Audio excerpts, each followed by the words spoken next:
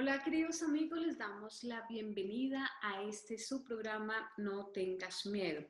Los invito a que si no lo han hecho, hagan su suscripción, activen la campanita para que de esta forma puedan recibir la notificación cada vez que tenemos un contenido nuevo. Hoy tenemos el gusto de tener como invitado a nuestro queridísimo padre Gerardo Piñeros. Él es párroco de la Iglesia Madre del Camino en Medellín. Padre, gracias por estar aquí en No Tengas Miedo. Bueno, muchas gracias a ti, Betty, por este espacio y un abrazo a toda la teleaudiencia. Muy bien, gracias, padre. Bueno, padre, hoy vamos a hablar acerca de la crisis actual y otros temitas. En sí vamos a dividir este programa en 4 partes. La primera va a ser sobre la crisis actual con el COVID, el confinamiento, lo que estamos viviendo. La segunda parte vamos a hablar acerca de los abortos en cuarentena. La tercera parte vamos a hablar acerca de San Charbel, esta devoción, los milagros y un poco más acerca de este santo. Y la cuarta parte vamos a hablar sobre lo que es la comunión en la mano. ¿Le parece, padre? Perfecto. Muy bien, padre, arrancamos. ¿Por qué creen que hay tanto miedo en la gente con este tema del COVID-19 cuando actualmente contamos con enfermedades que tienen estadísticas muchísimo más altas que las del COVID-19? Mira, yo podría decir que el miedo en general es una ausencia de Dios. Mira que San Juan dice, el amor echa fuera el temor, pero no está hablando de cualquier amor, está hablando del amor de Dios. Es decir, cuando soy consciente de ese amor, cuando yo además tengo bien puesto el GPS de mi vida y sé hacia dónde voy, yo a la muerte no le tengo miedo, antes la deseo, como los santos, como Santa Teresa de Ávila que decía, Dios, si mi vida es ni tan alta vía, espero que muero, ¿por qué no muero? Como San Pablo que dirá, Señor, es con mucho lo mejor estar contigo. Bueno, y muchos santos que la tenían clara. Entonces el miedo en nuestra sociedad actual, digamos que parte primero de una ausencia de Dios. El hombre sin Dios tiene que agarrarse a las cosas, a las personas, porque obviamente no soporta la idea de pensar que desaparece y tiene un miedo brutal frente a lo desconocido. Nada hay más desconocido que la muerte. Y segundo, ese miedo también es una ignorancia porque no queremos saber que al final tenemos que morirnos. Mira que este COVID es como si nos hubiera hecho conscientes de que finalmente nos morimos. Parecía que el mundo esto no lo sabía. Y llega esta gripa, porque es una gripa, y entonces todo el mundo como que ha dicho, ¡ay, nos morimos! ¡Qué horror! Entonces digamos que no es nada que nos coja por sorpresa a los que sabemos que nuestra naturaleza finalmente tiene que desaparecer, pero que vamos para el cielo. Así es, padre. Sin embargo, bueno, es razonable esto a veces en personas que no tienen a Dios en su corazón. Sin embargo, y desafortunadamente, he visto que muchos católicos y hasta de misa diaria no tienen miedo de ir al supermercado, pero sí tienen miedo de ir a misa. ¿Qué cree, padre, frente a esto? Pero lo que pasa es que, mira, tristemente hay que decirlo, tal vez una buena parte de nuestros católicos, utilizando un poco un término del COVID, digamos que son católicos asintomáticos, ¿no? Es decir, que en su vida práctica no se les nota el cristianismo, no se les nota que parece que recibieran a Jesús, porque ciertamente es una gran contradicción.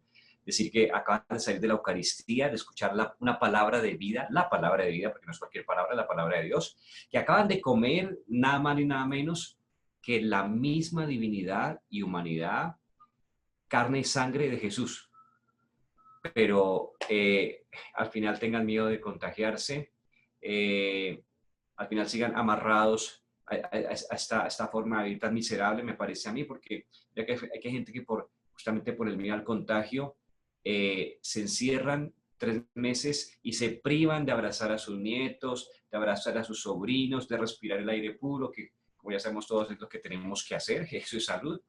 Y además vemos también ahí realmente hay un propósito mundial en esto, ¿no? Que es justamente un ataque a la iglesia. Entonces, como saben todos ustedes, quien tiene los medios de comunicación tiene el poder. Y se nos hace creer que ir a la iglesia es un peligro, cuando realmente todos los protocolos ofrecen mucha seguridad. Pero mira, ¿no?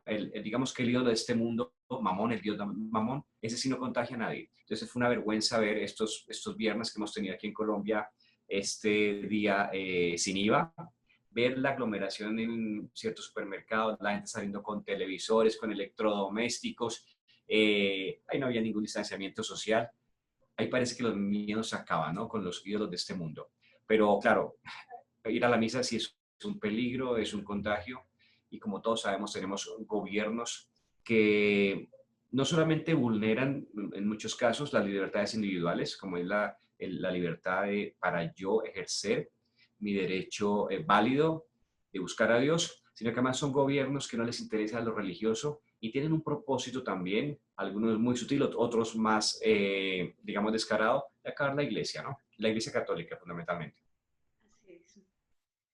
Padre, ¿cree usted también que este miedo al COVID-19 le está haciendo perder a mucha gente esta confianza verdaderamente en Dios? Bien, yo justamente la plantearía al revés. Yo diría que justamente las personas que no tienen su confianza puesta en Dios, les da miedo el COVID y en general les da miedo muchas cosas. Les da miedo también pensar que se queden viudas, que pierdan el trabajo, que me dé una enfermedad. Entonces, unas cosas que, digamos, están indirectamente proporcionales, ¿no? A mayor confianza en Dios, los miedos disminuyen. Cuanto menor es mi confianza en Dios, en la fe, el índice de miedos crece, no solamente por el COVID, un montón de amenazas que nos circundan todos los días. Lo que pasa es, claro, con el COVID se ha hecho tanta propaganda, se ha hecho tanta alarma, se ha hecho toda esta pandemia a través de los medios de comunicación, que la gente tiene miedo al COVID, pero realmente la gente no es consciente. Escuchaba una estadística la semana pasada, en Colombia más o menos 3.200, algo así, muertos, ¿no? Supongamos que las cifras fueran verdaderas, que ya sabemos que no, hay cifras infladas, lo ha dicho el ministro de salud, habló de un cartel del COVID, ¿no? Porque sabemos que tras de esto hay dinero, pero la cifra era esta. Estos muertos que van en Colombia al día de hoy no son ni la 20ª parte de los muertos que el año pasado hubieron en Colombia por la gripa normal. Pero eso nadie se asustaba. ¿Por qué? Porque los medios de comunicación todos los días nos dan cifras de cuánta gente está muriendo por gripas y por enfermedades respiratorias. Como de esto sí se ha hecho una sobrecampaña, se informa todos los días a cada hora, obviamente la gente tiene miedo, ¿no? Aquí está muy claro el manejo de las masas por los medios de comunicación. ¿Qué podríamos hacer, Padre, para evitar tener miedo y aumentar nuestra confianza en Dios? ¿Alguna práctica espiritual? Mira, lo dicen los salmos, ¿no? Muchos salmos dicen, me refugio en el Señor. A mí se me viene la imagen de alguien que está en una tempestad como la que está aquí a punto de caer en estos momentos, y entonces yo estoy en el monte, pero hay una cueva. Digamos que me refugio en el Señor. Solamente quien de verdad busca a Dios en la oración, quien está en paz con Dios, es decir, en gracia a Dios, que está confesado, que lo recibe en la Eucaristía, que está haciendo lo que le toca hacer, lo que es propio de haber estado, esa persona no tiene miedo. Mira que yo todos estos días en la Eucaristía al final siempre rezo el Salmo 91. Digo a la gente, tranquilos, no hay que tener miedo ni del COVID ni de ningún otro peligro, porque esa es la experiencia cristiana. De lo único que debes tener miedo es de separarte de Dios. Pero la parte más importante del Salmo 91 son las dos primeras líneas, que dice así: tú que habitas al amparo del Altísimo, que vives a la sombra del Omnipotente. Di al Señor, y ahora sí viene un montón de bendiciones. Refugio mío, alcázar mío, Dios mío, confío en ti. Él te librará la red del cazador, de la peste. Ese salmo habla 4 veces de la peste y de la plaga. Entonces, cuando yo estoy al amparo del Altísimo, es decir, cumpliendo sus mandamientos, es decir, repito, en gracia de Dios, obedeciendo los mandamientos de Dios, todos, no solamente decir yo no mato, yo no robo, no, todos los mandamientos de Dios, y yo lo recibo en la Eucaristía y estoy en oración, no tengo que tener ningún motivo de miedo. Salga a la calle tranquilo, está bien, yo no digo que no tenga las normas básicas de seguridad y todas estas cosas que nos dicen cada rato, pero no tenga ningún miedo. Además, hay que aprender a convivir con la enfermedad, porque si esperamos hasta que supuestamente llegue la famosa vacuna, pues vamos a estar encerrados no sé por cuántos años. Totalmente. Mi padre se dice también que la cuarentena es una medida para salvar vidas.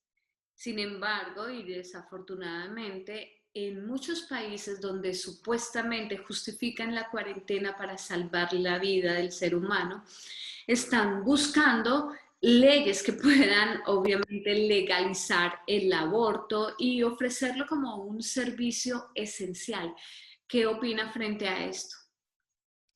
Bueno, sobre esto diría, digamos, como tu pregunta en dos partes, ¿no? Sobre esto de la pandemia como algo seguro, hay personas que son mucho más autorizadas que yo para, digamos, desenmascarar la mentira de esta prisión domiciliaria en la cual nos ha metido a todo el planeta y todos los daños colaterales gravísimos que esto ha tenido en la economía, en la salud mental de muchas personas, ¿no?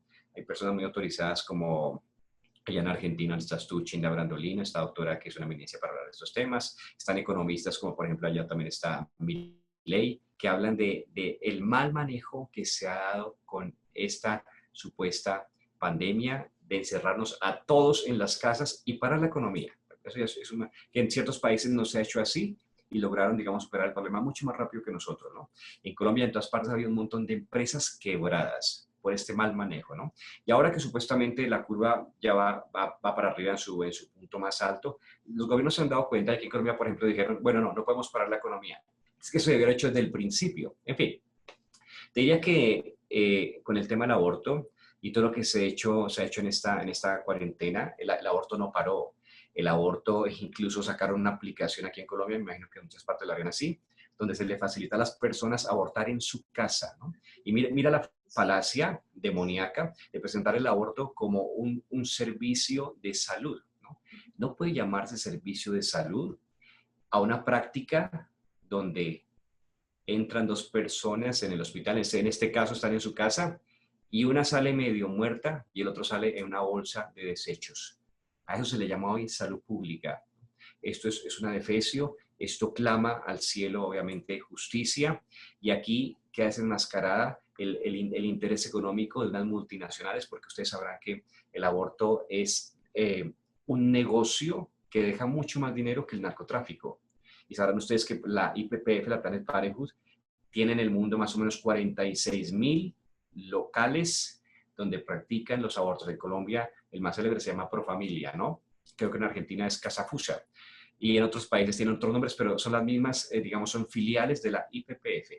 Para que se hagan una idea, dicen algunos estadistas, algunos argentinos que admiro mucho, para que se hagan una idea ustedes de la cantidad de cómo es este macronegocio. Más o menos McDonald's tiene 36.000 locales en el mundo, desde donde usted puede comprar un combo con papitas fritas. Pues la IPPF tiene 46.000. Imagínense, multipliquen ustedes cada aborto, si ustedes meten en la página de la IPPF, se darán cuenta que un aborto, por ejemplo, con el misoprostol, puede costar más o menos unos $400, ¿no? Y quirúrgico, pues el doble. Multipliquen esto por la cantidad de negocios que tienen, por la cantidad de personas que todos los días, entre comillas, atienden, ¿no? Por los bebés que matan, mejor dicho. Es un negocio multimillonario. Sí. Así es, padre, desafortunadamente.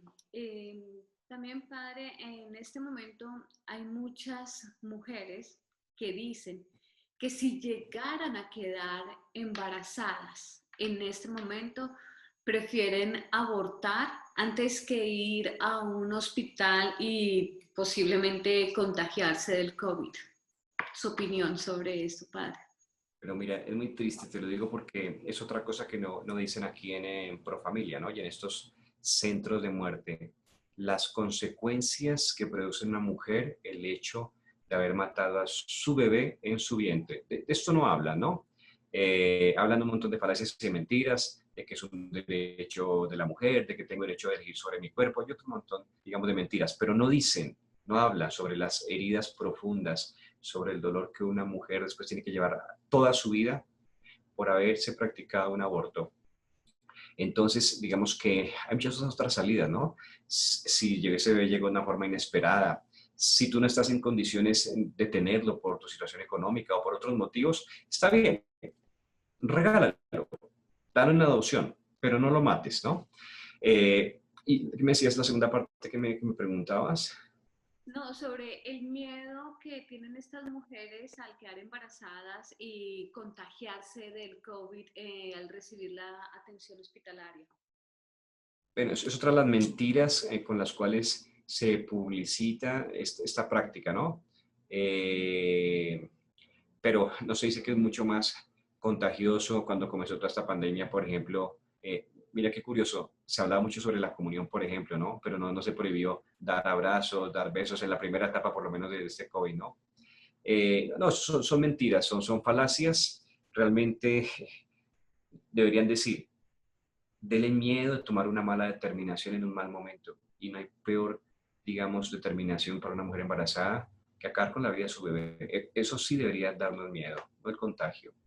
Ujú, sí. Vale, hace pocos días realicé una serie de programas, entre estos hablamos sobre el testimonio de Dixon y Vanessa, sobre el matrimonio de ellos, también tuve otro programa con el padre Horacio Hugo Jorge, en donde hablábamos sobre la educación a los hijos sobre el matrimonio, de cómo educar a los niños para el matrimonio. Y muchas personas me escribieron, ay, en estos momentos de pandemia, en estos momentos de últimos tiempos no es para pensar en matrimonio. Y me hablaban de una cita bíblica, que es la que le voy a leer, de Mateo 24:15, y nos dice lo siguiente: cuando viereis, pues, la abominación de la desolación, predicha por el profeta Daniel en el lugar santo, el que leyere entienda. Entonces los que estén en Judea huyan a los montes. El que esté en el terrado no baje a tomar nada de su casa, y el que esté en el campo no vuelva atrás en busca del manto. Ay de las que estén en cinta y de las que críen en aquellos días. Orad para que vuestra huida no tenga lugar en invierno ni en sábado. ¿Qué interpretación, padre, le da a este texto y a la opinión de algunas personas que pues, nos preguntaban sobre esto? Bueno, tú has dicho la palabra clave, ¿no? Interpretación. Yo te diría que una mala interpretación puede servir para muchas cosas, ¿no? Que no son justificables. Por ejemplo, eh, una persona egoísta que no quiera salir de su zona de confort y complicarse la vida con muchachitos, podría aplicar perfectamente este evangelio para decir, no, el Señor ha dicho, no hay que tener hijos, eso se puede poner muy peligroso, lo que está por venir, ¿cierto? Que seguramente está por venir. Pero ojo, que el matrimonio tiene que estar abierto a la vida, ¿no? De hecho, si un matrimonio, y esa es una de las preguntas que nosotros los párrocos hacemos a las parejas cuando llenamos el expediente matrimonial, ¿no? Porque para que el matrimonio sea válido, tiene que estar abierto a la vida. Ahora, puede que no llegue la vida que no permita el embarazo, pero la pareja por lo menos está abierta. En su intención no está bloquear la acción de Dios a través del acto conyugal, ¿no? Entonces, digo que hay parejas que desgraciadamente viven así, de una forma egoísta, porque no quiere dañarse el cuerpo de la mujer, porque quieren primero viajar, darse gusto. Después ese tiro se vuelve por la culata, como así se vulgarmente, porque los matrimonios, igual que todos nosotros, estamos diseñados para dar vida. Y dar vida significa para amar, para entregarme. Cuando una persona se encierra de una forma egoísta en su zona de confort, se comienza a autocomplacerse con su pareja y se cierran a la vida por no sufrir, eso después deriva en depresiones, después de ahí resultan uniones que son insatisfechas, comienzan a meterse otras cosas como alcohol y otro tipo como digamos de subsidios para salir como de este aburrimiento de vida, ¿no? Está demostrado que cuando el hombre da vida, cuando la mujer da vida, cuando nos rompemos, como se rompe el pan de la Eucaristía, ahí comienzo a ser feliz, ahí la vida tiene sentido. Entonces, eso puede ser una mala interpretación, diría yo, pero también, digamos, recordando lo que hice un poquito, por ejemplo, o sea, ya haciendo una buena interpretación de los últimos tiempos y sobre todo lo que habla, por ejemplo, Mauricio Saeta, recuerdo lo que la Virgen María le dijo a las videntes en Garabandal, ¿no? Y lo que decía Conchita, cuando la Virgen María le mostraba lo del castigo. Ella decía, preferiría que mis hijos estuvieran muertos, hablando, digamos, de lo que es ese castigo, ¿no? Uno podría hacerse imágenes apocalípticas, o sea, uno podría, digamos, imaginarse pues, no esta pandemia que, repito, no es tan pandemia como pandemia eran los de la Edad Media, la peste negra y otras, pero supongamos que si fuera una pandemia de verdad, supongamos que fuera algo que en ciertos lugares mata a más del 70% de la población, y sumémosle a eso un terremoto, sumémosle a eso una crisis mundial económica, una tercera guerra, ahí sí sería algo en lo que podríamos pensar. La Virgen María tenía razón en decirle a Conchita, mejor que eso no nos coja embarazados. Pero yo te diría esto, como eso no lo sabemos y Dios no permite que sepamos exactamente ni el día ni la hora, yo diría que lo más importante es que ese día a todos nos coja haciendo la voluntad de Dios. Entonces, si un matrimonio, haciendo la voluntad de Dios, se abre la vida, en este momento está embarazada, le digo una cosa, estás haciendo lo mejor que puedes hacer, que es dar vida. Lo demás, déjalo al Señor. Muy bien. Hablando de mujeres embarazadas, de abortos, tengo entendido, padre, que usted está trabajando fuertemente en la creación, en la fundación de una ermita llamada San Charbel. Antes de hablar de esta fundación, me gustaría también saber quién es San Charbel, qué representa para usted, porque pues es usted uno de los mayores promotores en Colombia de esta devoción a San Charbel. Sí, por eso justamente aquí lo quise poner de fondo, ¿no? Más aprovechando que estamos cerca a comenzar la novena de San Charbel, la cual invito a todos a hacerla. San Charbel es, digamos, un gran desconocido, sobre todo en aquellos lugares y países donde no ha habido colonia libanesa, porque este santo es del Líbano y en los países o lugares donde se ha hecho, digamos, más popular, justamente porque la gente de su país llevó esa devoción, ¿no? Podría decirte que es para resumirlo, ustedes lo pueden ver en YouTube, alguna biografía de él, hay unas muy pequeñitas que dura 5 minutos, pero diría en síntesis que fue un hombre que fue un monje, ¿no? Así como lo muestra su apariencia, fue sacerdote, que fue un hombre que se caracterizó por una vida de silencio, de oración, de mortificación. Mortificación significa dar muerte, ¿no? A la carne, a mis apetencias. Hacía grandes, comía solamente una vez al día, eso es lo que van a sorprender San Charbel, porque yo digo, yo no podría obviamente comer una sola vez al día, además vegetales, ¿no? Digamos que es un desafío a la ciencia porque uno dice, si él solamente comía vegetales, porque era un hombre que tenía una vida activa tan intensa, era un trabajador incansable, además muy obediente siempre a sus superiores, pero comía como Box Bunny, o sea, solamente zanahoria y lechuga. ¿De dónde sacaba la proteína para trabajar así? Bueno, ahora eso nos dirige a la Eucaristía. La proteína que él necesitaba para llevar una vida activa la recibía casi que comulgaba, que era lo más importante de su vida todos los días, la Eucaristía. Entonces, San Charbel realmente comenzó a ser famoso después de muerto, porque después de muerto, cuando desentierran su cuerpo, se dan cuenta que no tiene la rigidez propia de un cadáver, que su cuerpo está flexible con la temperatura de un cuerpo humano, como si estuviera vivo, y salía constantemente él una especie de aceite como con manchas de sangre. Y ese aceite comenzó a hacer grandes milagros en muchas partes del mundo. Ustedes ven en YouTube la cantidad de testimonios de milagros. Entonces eso lo ha llevado a ser un hombre tan famoso en todo el mundo, porque es el único caso en la historia de la humanidad donde hay un cuerpo no solamente incorrupto, en la Iglesia Católica tenemos cuerpos incorruptos, yo he estado a un par de metros del Padre Pío, y es impresionante porque yo decía que va a abrir los ojos, ¿no? Parece dormidito el Padre Pío. Tenemos otros, pero San Charbel es el único caso en la historia de la humanidad donde aparte de que estuvo 67 años incorrupto, salía constantemente de él un aceite con manchas de sangre, como si hubiera estado conectado a algún aparato, ¿no? Alguna manguera, que obviamente no estaba. Entonces, digamos que Dios a través de este prodigio quiere darnos grandes enseñanzas. Sí, padre, ¿cómo conoció usted a San Charbel? ¿Cuál fue su experiencia personal con él? Bueno, San Charbel yo lo conocí hace muchos años, una vez que estuve en México en peregrinación, visitando a la Morenita, y cuando yo lo vi en los cuadros, bueno, algo me llamó la atención de él, ¿no? Yo digo que en la vida de los santos realmente son ellos los que nos buscan.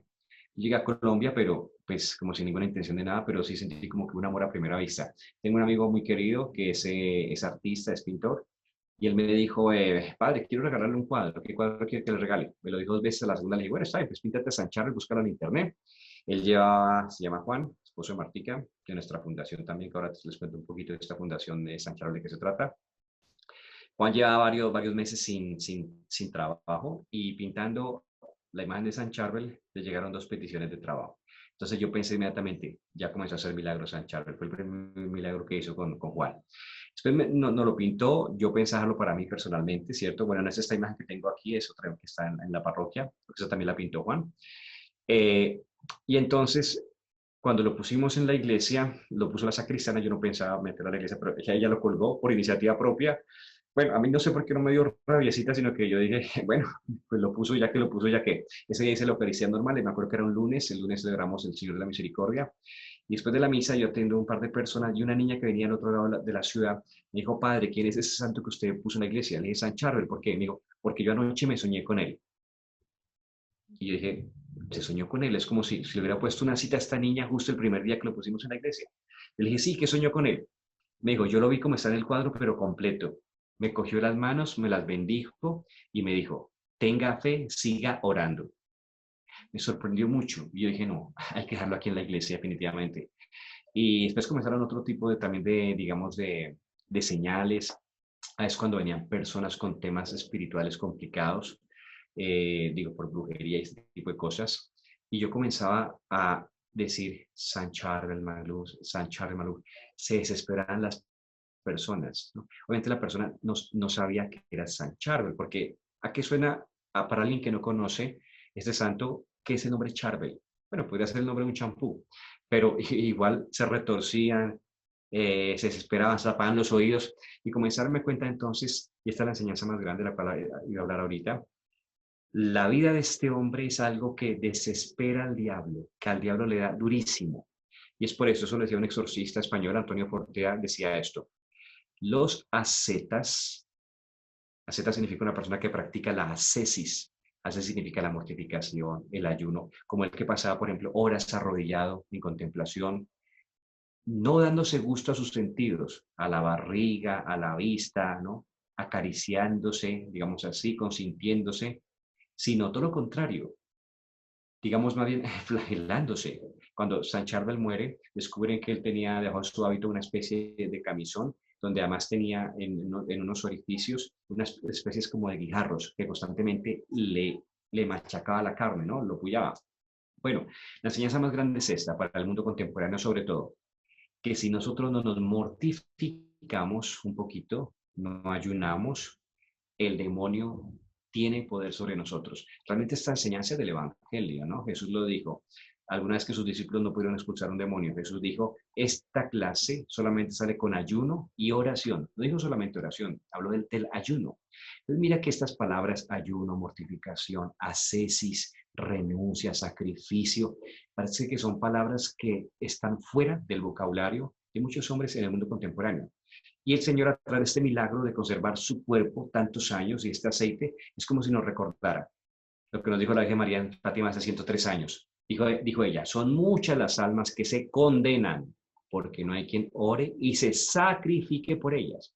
Pero yo mismo, si no hago esto, también puedo perder. Entonces, hombres como San Charbel son un fuerte llamado para la iglesia de hoy y para el mundo en general. Es un llamado a la mortificación, que sea un poquito, ¿no? Tú sabes que nosotros vivimos en la generación, digamos, de donde se exalta el culto a los sentidos, a la buena vida, a la diversión, a la sexualidad desenfrenada, ¿cierto? Y no se le problema nada. Simplemente te dicen, ay, pero es que yo no le hago daño a nadie para justificar que fornico, que estoy con otra mujer distinta a mi esposa, no, yo no le hago daño a nadie. Y esta filosofía está llevando muchas almas al infierno, lo enseñó la Virgen María. Así es, padre. Hay muchas personas que cuando escuchan hablar de mortificación, eh, tienden a pensar que mortificación es darse latigazos y demás. ¿Cómo puede usted explicarles un poco más sobre lo que es una verdadera mortificación, que no solamente es darse latigazos? Bueno, te cuento que esto, aunque parezca un poquito exagerado, se hacían antiguamente las comunidades religiosas, solían hacerlo, ¿no? Nuestra santa colombiana, nuestra única santa canonizada que tenemos, Santa Laura Montoya, en su autobiografía ella cuenta, dice que alguna vez iban a una población donde había unos indígenas, ¿no? Muy curiosos, muy salvajes, que no las dejaron entrar. O sea, hasta ahí estaba frustrada la misión. Cuenta la madre Laura en su autobiografía que esa noche ella iba con unas cuatro correligiosas y le dijo, hermanas, eso está muy difícil. Esta noche, disciplina. Dice, sí, disciplina. No da detalles de cuál era la disciplina, pero yo me imagino, por lo que era esa época y la práctica en las comunidades religiosas, que la disciplina era que seguramente que se fue cada una por allá a un rincón de la selva donde estaban, cogieron algún chamizo de alguna ortiga, una rama así, se pelaron la espalda y comenzaron, ¿no? Bueno, repito, esto nos puede parecer exagerado. De pronto algún psiquiatra diría que eso es una cierta disforia, que esto es como una, ¿no? Una personalidad así rara, pues como una especie de esquizofrenia. No, no era ninguna esquizofrenia. No ha habido nadie más cuerda en Colombia que la madre Laura Montoya y que nuestros santos en general, ¿no? Lo cierto es esto, ella en su biografía dice que al otro día despertaron y el indio de la tribu, que era como un perro bravo, vino a buscarlas y decirles, madre, venir con indio, aldea. El indio bravo vino como un perrito manso y la llevó. Es decir, mira qué interesante, que lo que no pudo hacer la evangelización vocal, la exhortación, ¿no? Como decimos en Colombia, la cantaleta, lo hizo la mortificación. Sometió a esos espíritus que impedían que el evangelio entrara en esa población indígena. Entonces, bueno, he transportado a nosotros, es verdad, de pronto hoy en día no vamos a hacer esto, ¿cierto? Aunque yo tampoco diría que sería una mala idea hacerlo, ¿no? No nos quedaría mal de pronto de vez en cuando una cosa así, pero hay muchas prácticas que podemos hacer que son lícitas, válidas y están al alcance nuestro todos los días, sobre todo en la comida, porque mira que en la comida es donde uno se da más gusto, ¿no? Entonces, por ejemplo, la Virgen María Medjugorje nos ha pedido el ayuno los miércoles y los viernes. Entonces, uno puede comenzar de esta forma. En vez del almuerzo, pan y agua y lo fresco, ¿no? Si usted tiene, por ejemplo, una debilidad en la sexualidad, si tienes una desviación en la sexualidad, si tienes una relación malsana, si tienes, por ejemplo, el vicio del tabaco, del alcohol, en fin, tú lo ofreces porque el ayuno tiene esta propiedad. El ayuno sirve para fortalecer la voluntad. La voluntad es esa capacidad mía de decir sí o decir no. Pero hoy en día nos cuesta mucho trabajo decir no a placeres no lícitos, ya pecados. Entonces el ayuno me ayuda, el ayuno me ayuda para poder decir no a aquellas cosas que me hacen daño, ¿cierto? Hay otras prácticas también, por ejemplo, la de los 5 minutos, que significa decir, bueno, llegué cansadísimo del trabajo, estaba montando bicicleta, llegué derecho a la nevera porque tengo mucha sed, abro la nevera, saco la jarra de jugo, me la sirvo, me la voy a tomar, ¿cierto? Y cuando me tomo digo, 5 minuticos. Entonces, pongo el vaso de jugo ahí otra vez y espero. Van a ser los 5 minutos más largos de la historia, pero tranquilo que eso nadie se muere. Y usted ofrezca. Y esa mortificación te va templando. Hay una virtud muy importante que está también muy olvidada por muchas almas, que es la templanza, el dominio de mí mismo. No, mis instintos no me dominan, mi cuerpo no me domina. Yo soy señor de mi cuerpo y de mi voluntad. Y eso solamente se logra con la disciplina y la mortificación. Muy bien, Padre, ya conociendo un poco más acerca de la vida de San Charbel y de estas prácticas que obviamente nos ha enseñado él, quisiéramos saber acerca de la ermita San Charbel, cómo nace esta idea, en qué va el proyecto y cómo está. Bien, la fundación nuestra se llama La Ermita de San Charbel. La ermita era el lugar donde él vivió sus últimos 23 años de vida, ¿no? Él había pedido un permiso para estar en la soledad, en el silencio, en lo retirado, ¿no? Intensificando aún más su oración y su mortificación, ¿no? Solamente esto fue posible después de que le dieron un permiso especial, porque él siempre estuvo, y eso es uno de sus votos religiosos, que vivió cabalmente la obediencia. En esa ermita, es decir, la ermita donde tiene el encuentro con Dios, ¿no? Y donde se siguió mortificando, que algo muy importante es que estos santos nos enseñan que al final la lucha más difícil es la que tengo conmigo mismo, ¿no? Si tú me pones, por ejemplo, una persona que viene con un problema espiritual, para mí es más fácil luchar con un espíritu, o para un exorcista es más fácil luchar con un demonio que luchar con mis pasiones. Es mucho más difícil luchar hacia adentro de mí. Entonces, estos hombres en la ermita van a enfrentar ese combate, el más duro de todos, consigo mismo, con mi egoísmo, con mi pereza, con mis bajas pasiones, con mis malos pensamientos. Y la ermita es el lugar del encuentro con Dios. Todo encuentro con Dios al final siempre es fructífero. Entonces mira qué lindo pensar que este hombre, que murió en 1898, fruto de esta oración en esa ermita, hoy se están salvando bebés aquí en Medellín, ¿no? Entonces, le pusimos así a nuestra fundación. Esta fundación nace el año pasado cuando comenzamos en octubre, que celebramos 40 días por la vida. Comenzamos a ir a Pro Familia, el grupo de personas, a rezar el rosario a las 12:30 de la noche. Yo más o menos me ocupaba un poquito antes. Íbamos y muchas veces rezamos los viernes. El viernes tiene un carácter penitencial. Muchas personas se enfrenté Pro Familia, ya estaba cerrada, a rezar el rosario, ¿no? Claro, desde la acera del frente, porque si no hacemos en la acera justo al lado de ellos, siempre llaman a la policía. O sea, hoy en día en Colombia ni siquiera podemos rezar enfrente de un lugar de estos. Por eso digo que es una violación de nuestros derechos fundamentales, ¿no? Derecho a expresar mi libertad religiosa. No lo puedo hacer. pero ellos sí pueden matar bebés todos los días, y eso no es delito, ¿no? Bueno, entonces, después de esa jornada comenzamos a tener, Dios comenzó a poner en nuestro camino muchas mamás, justo en ese momento donde iban a decidir abortar sus bebés. Y voy a contarte muchas historias, ¿no? De nuestra fundación tenemos casi unas 25 mamás, algunas de ellas son venezolanas, que justamente llegaron a este país, como están en muchos países, por su necesidad, por todo ese drama que está dejando ese gobierno comunista, socialista, desde hace varios años, dictatorial en ese país. Y entonces, por ejemplo, una de nuestras mamás de la fundación, la conocimos justo cuando ella se iba a envenenar con su bebé ya de 4 meses, iba a envenenar a sus dos niñas pequeñas, porque esta mujer trabajaba en un bar en el centro de la ciudad, trabajando en ese bar, más bien de mala muerte que decirlo, le cayó un Buda, la imagen de un Buda, en el pie, le fracturó un dedo, entonces ella ya, imagínate, forrada su estómago y enyesado el pie, el administrador le dijo, qué pena niña, yo no la puedo recibir más a usted así. Ella vivía en un hotelucho de mala muerte en el centro de la ciudad, donde había viciosos y un montón de gente, pues, de no muy recomendable, y dejaba a sus dos niñas encerradas mientras ella se iba a trabajar.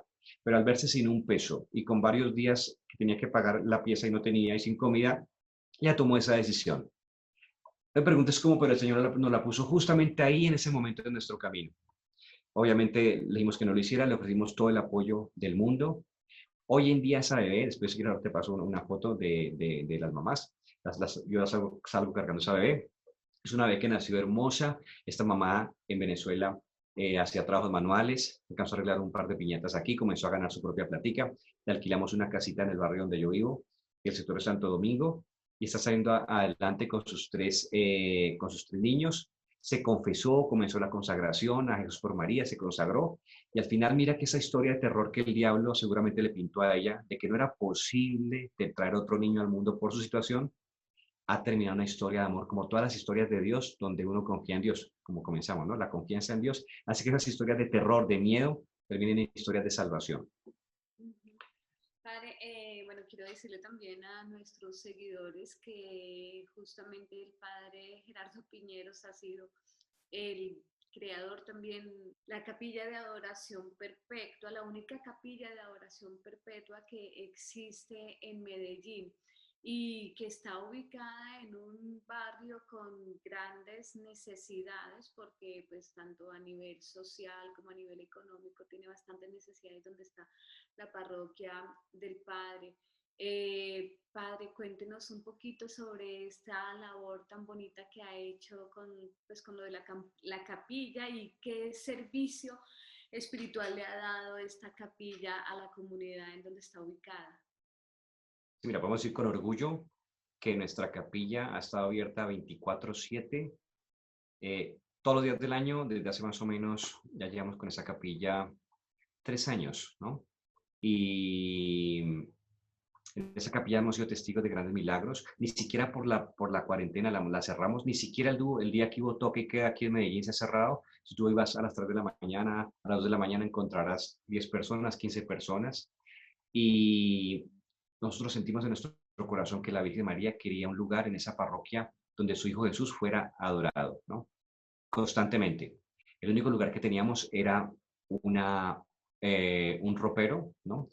Que era, cuando yo llegué, era el único lugar, digamos, donde teníamos una entrada más o menos decente para pagar las cosas de la parroquia, ¿no? Vendiendo ropa vieja, ¿quién va a pensar, ¿no? Que vendiendo una camisa sin botones, un pantalón roto, podíamos comprar algo para comer y para pagar los recibos. Entonces me cuenta que el único lugar que teníamos para hacer esa capilla era el ropero. Eso significaba que matar la gallina a los huevos de oro, como se dice, ¿cierto? Y meternos en una construcción donde además no teníamos plata.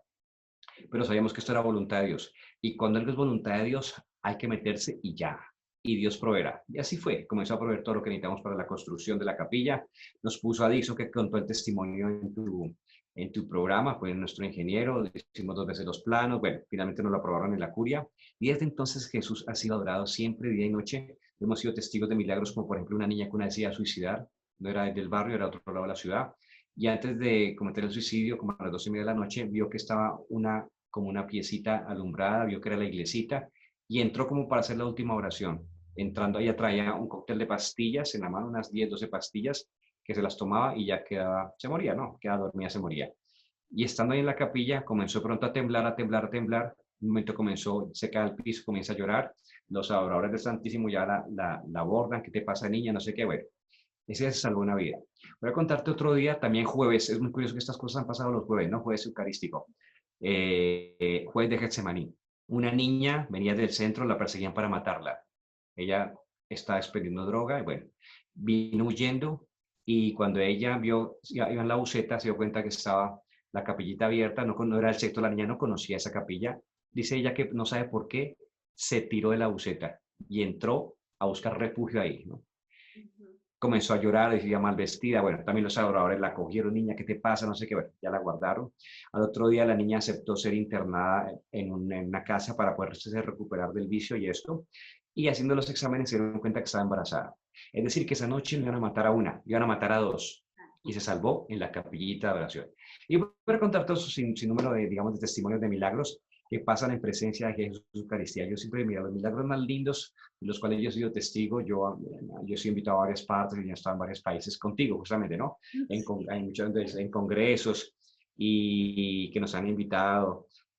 Tú sabes que siempre al final de la Eucaristía yo lo que hacía era sacar el Santísimo y decía, bueno, Jesús, cura a los enfermos que tú quieras, toca a las personas que estén afectadas por el mal, por la brujería, por espíritu, etcétera. Y después veíamos los testimonios. A mí todavía hay gente que me llama de México, de otras partes. Así, mi padre, usted hace 3 años que estuvo acá, no podíamos tener un bebé y cuando pasó con el Santísimo sentimos un calor y manda la foto de la bebé, por ejemplo, ¿no?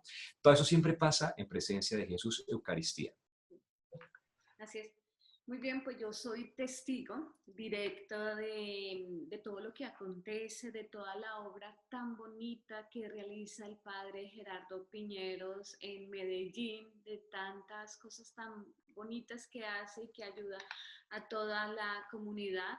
Eh, el resultado es físico, conozco la parroquia también en la que está actualmente, la conocí cuando la recibió y la conozco como está ahora y obviamente el cambio que ha tenido ha sido grande. Y sé también que las necesidades que tiene la parroquia y que tiene esta comunidad son grandes y más en este momento en donde están trabajando en la creación de esta fundación que tiene una misión tan bonita de ayudar a estas mujeres embarazadas. Y perdóneme, padre, por lo que voy a hacer, porque sé que a usted no le gusta pedir dinero, pero yo lo voy a hacer por usted. Y quiero invitar a todas las personas que en este momento nos estén viendo a que apoyen esta obra del padre Gerardo Piñeros, que no es un apoyo hacia él directamente, es un apoyo que llegará a miles de personas, o sea, es aportar un granito de arena para salvar vidas y salvar también la vida de los seres inocentes.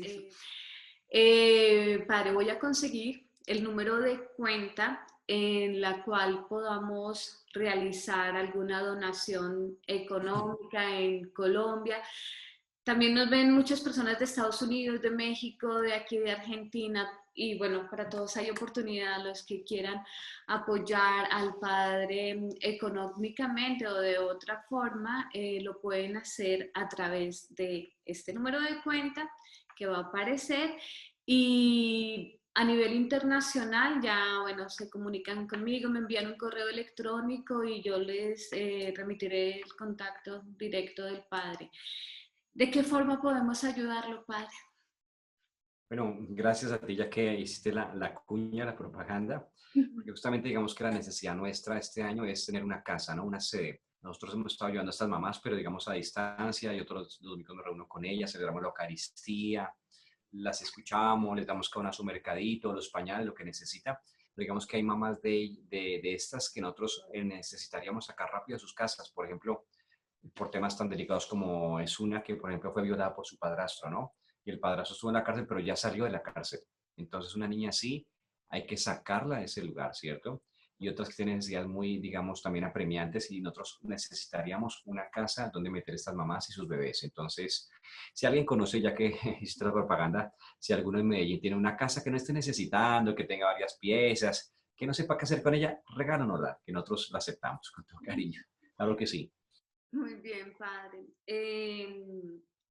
Por último, Padre, el tema que muchas personas están esperando y que me han pedido desde hace varios días que les pregunte, me han pedido a nivel personal que le pregunte sobre qué deben hacer ante estas políticas y decretos que han sacado sobre la apertura de la iglesia, de las iglesias, pero que nos obligan a recibir la comunión en la mano.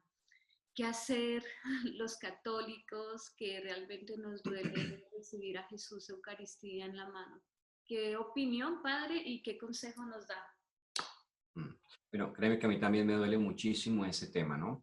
Siento que sobre esto hay mucha mala información, que sobre esto también ha habido, no sé si de mala intención o por cobardía de parte de muchos sacerdotes, una mala información a las personas, es decir, un engaño, porque han dicho cosas en nombre de la obediencia que no son verdaderas. Como diciendo, por ejemplo, no es que tenemos que obedecer, como dice, recién a la mano porque está mandado. No está mandado.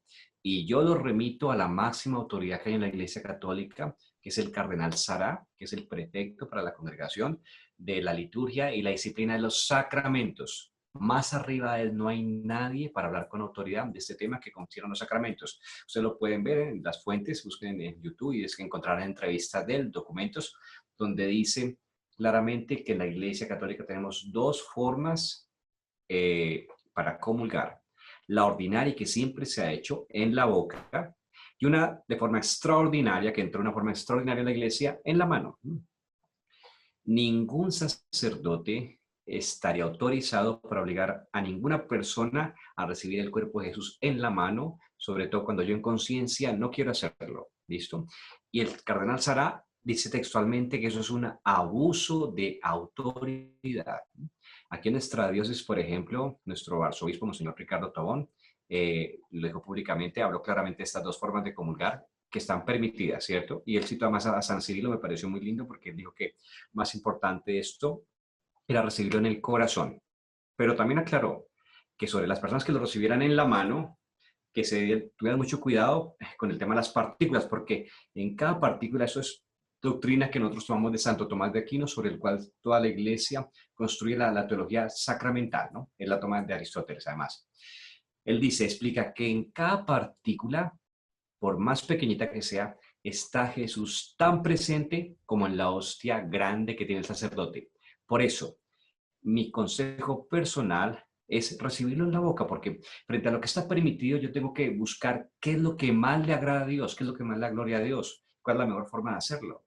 Entonces, comulgar en la boca es algo muy lindo, primero por el tema de las partículas. Una persona que comulga en la boca con seguridad no se le va a quedar ninguna partícula en su mano que después va a caer al suelo donde vamos a pisar a Jesús, porque ahí está Jesús. Ahora, el problema es este, ¿no? Y pasa con sacerdotes, tristemente hay que decirlo. Si yo no creyera que ahí está Jesús, bueno, lo hay en cualquier parte. Y si se cae al suelo partículas, bueno, no importa porque es un símbolo. Pero ojo, que no es un símbolo, es cuerpo, sangre, alma y divinidad. Es un corazón vivo, como ha sido puesto en evidencia por los estudios de los milagros eucarísticos, explicados de una forma tan perfecta por Ricardo Castañón, donde una hostia se ha convertido en un tejido cardíaco que está vivo, tiene ADN y sabemos cuál es el grupo sanguíneo de Jesús, tipo AB. Cuando yo sé esto, ahí me duele infinitamente ponérselo a alguien en la mano, porque digo, ahí se va a quedar Jesús, se va a caer al piso, Jesús vivo. Y después tengo una cosa, algo muy lindo es que recibirlo en la boca es como quien abre la puerta del sagrario de su alma, que sería la boca, para que solamente las manos consagradas o el ministro extraordinario de la comunión ponga a Jesús ahí en el sagrario de mi alma. Entonces, que quede esto claro, mi recomendación personal es que si alguno de ustedes que nos escucha está siendo constreñido, está siendo obligado por su párroco, por el sacerdote que sea, para recibir en la mano, usted puede hacer la comunión espiritual. Jesús alguna vez le dijo a Santa Faustina Kowalska que cuando no hubiera sacerdotes o en un caso de persecución religiosa, que sería este el caso, porque no encuentro qué otra palabra utilizar, es una persecución religiosa que a un laico que toda su vida ha sido amante de Jesús, ha sido adorador de la Eucaristía, que en conciencia no quiere tocarlo en sus manos, porque sabe que son manos consagradas quienes lo deben manipular, y no quiere que se le caigan partículas, ¿cierto? Y otras cosas, simplemente no quiere. Yo como sacerdote no puedo obligarlo. es un abuso de autoridad. Y entonces el laico, ¿qué puede hacer? Hacer la comunión espiritual. ¿No? Repito, Jesús le enseña a Santa Faustina, cuando no haya sacerdotes o en caso de persecución religiosa, Jesús le dice, tú haz la comunión espiritual y recibirás en tu alma los mismos efectos como si hubieras comulgado sacramentalmente. Claro. Padre, le cuento que mi papá estuvo hace pocos días en misa y al pasar a comulgar, él quiso recibir la comunión en la boca y el sacerdote le dijo, no, ponga las manos. Mi papá le dijo, no, porque las tengo sucias. Y le dijo, no importa, ponga las manos. Y prácticamente lo obligó a recibir la Eucaristía así. Entonces a mi papá le dolió mucho. Sin embargo, ya el otro día, para no perder la comunión y no perder la misa, decidió llevar un corporal de Medjugorje que tenía, entonces la está recibiendo de esa forma. Y ahí esa pregunta la han hecho muchas personas, si se puede recibir la comunión en la mano, pero pues con el corporal. ¿Qué opina frente a esto, padre? Me estás acordando que justamente creo que el cardenal Sará eh, lo da como una posibilidad, ¿cierto? A mí me parece que al final todo radica en la falta de fe, que nosotros no creemos realmente que hay este Dios vivo. Mira, yo te digo algo, si en ese pedacito de pan está Dios vivo, Él no puede contagiar a nadie. Si Él se declara como la salud de los enfermos, si Él es la vida, Él dice, yo soy la vida, yo soy la resurrección, no puede contagiar a nadie de nada malo. Entonces hay una falta de fe y para mí es muy triste, digamos, me causa mucho dolor esos videos que mandan, fotografías que mandan en Italia, en España, donde hay sacerdotes que parecen, no sé, como robots, peor que astronautas, ¿cierto? Con el tapabocas, con una visera, hasta con pinzas. O sea, dando a Jesús con pinzas como si fuera material radiactivo o como si fuera lo que se pone en una muestra ecoprológico, o sea, un pedazo de popó, de caca, para que me entiendan, perdón por ser tan explícito. Pero eso es lo que están demostrando con su comportamiento. No creen que hay este Dios. Está algo peligroso. Y así lo están transmitiendo a sus fieles. Esa es la fe que le estamos dando al pueblo santo de Dios. Mira, esto es una de las crisis que yo pienso la Virgen María en la Salet dijo, cuando ella advirtió a esos dos videntes, estos dos pastorcitos, Melania y Maximino, cuando les dijo, la iglesia pasará por una pavorosa prueba. Yo pienso que es la Eucaristía porque es lo más sagrado que al final tenemos y lo que el demonio quisiera justamente destruir, ¿no? Qué triste. Bueno, padre, ¿le gustaría agregar algo más frente a este programa? ¿Qué mensaje tiene para nuestros seguidores? Bueno, mira, yo les diría que ya que terminamos con este tema, nosotros reparemos la Virgen María en Fátima, el ángel de Fátima, ya les enseñó a los pastorcitos a reparar justamente por todos los que no creen, no adoran. Otra cosa triste es que a una persona la obliguen a levantarse del suelo cuando se arrodilla. Habría que decirle, mire, padre, es que yo no me estoy arrodillando a usted. Le estoy arrodillando a Dios, a quien usted tiene en sus manos. La Virgen María Fátima nos enseñó a reparar por esos pecados, por esos sacrilegios. Les invito también a que se unan, a propósito de los jueves eucarísticos, a que se unan en Getsemaní, justamente para reparar el cuerpo y la sangre de Jesús. Hablando de San Charbel, les digo que el momento más importante de la vida de San Charbel era el momento de la Eucaristía. Dicen que se tomaba una hora para prepararse él, para celebrarla, otra hora mientras la celebraba, despacio, sin afanes, contemplando a Jesús, meditando, y después otra hora para dar gracias por la Eucaristía que celebró. Eso nos lo enseña nuestra iglesia. Dice el Vaticano II, es el culmen, es el centro y culmen de nuestra fe. Yo me pregunto, ¿qué hubiera pensado San Pío y Pietrelcina si cuando él alguna vez dando la comunión, alguien le hubiera puesto las manos para que se lo pusiera ahí en las manos? Bueno, él era un hombre de temperamento, seguramente le era una cachetada, ¿no? Por atrevido. Pero yo me pregunto, ¿será que la Eucaristía del Padre Pío era distinta a la que es ahora? ¿Es un Dios distinto? ¿Antes era la presencia y ahora es un símbolo? No. Entonces les digo a ustedes, queridos amigos que nos escuchan, sean valientes, oren por los sacerdotes, oren para que el Señor nos aumente a todos los pastores la fe. Jesús dijo en el Evangelio, ¿no? A propósito del fin de los tiempos, decía, pero cuando vuelva el Hijo del Hombre, ¿encontrará fe sobre la tierra? Yo diría, ¿encontrará fe en los sacerdotes? ¿Creerán mis hijos predilectos que yo estoy ahí en ese pan que ellos consagran? El juicio será delicado para nosotros, así que oren por favor por nosotros, llamen mucho a Jesús Eucaristía. Y una invitación más para iniciar la novena el día de mañana, la novena a San Charbel. ¿Alguna recomendación, Padre, para esta novena? ¿En alguna página especial la podemos conseguir? O... A mí en la novena lo que más me llama la atención es la oración que se llama el Padre la Verdad. Es la oración que en el rito maronita se hace en la Eucaristía cuando ya Jesús está presente en el pan y en el vino, después en la doxología, donde se dice, Padre eterno, mira aquí a tu Hijo. Mira qué linda esa plegaria porque se hace de una forma mucho más consciente que en ese pedazo de pan, en esa oblea, como decimos aquí en Colombia, y en ese vino, ahí está. Nos decimos, Padre eterno, mira aquí a tu Hijo. Él pagó por mis pecados. Se acentúa esa presencia real, no simbólica como es que hemos querido en muchas partes hacerlo pensar a la gente. Les diría que lo hagan con mucha fe, pidiendo sobre todo al Señor este espíritu de batallar contra nosotros mismos, nuestras bajas pasiones, todo lo que nos separa de Dios, y que pidan con fe, porque San Charbel, ustedes van a mi parroquia, por ejemplo, y en muchas parroquias en México sí que hay, tú sabes, Betty, muchos testimonios que están en cintas de colores, donde dice, en acción de gracias por la curación de mi hijo, por un trabajo que le pedí, son miles y miles de testimonios. Dios ha permitido justamente que a través de este hombre haya tantos milagros como para decirnos, pongan sus ojos en este hombre y aprendan algo de la mortificación que a través de él les quise transmitir. Muy bien.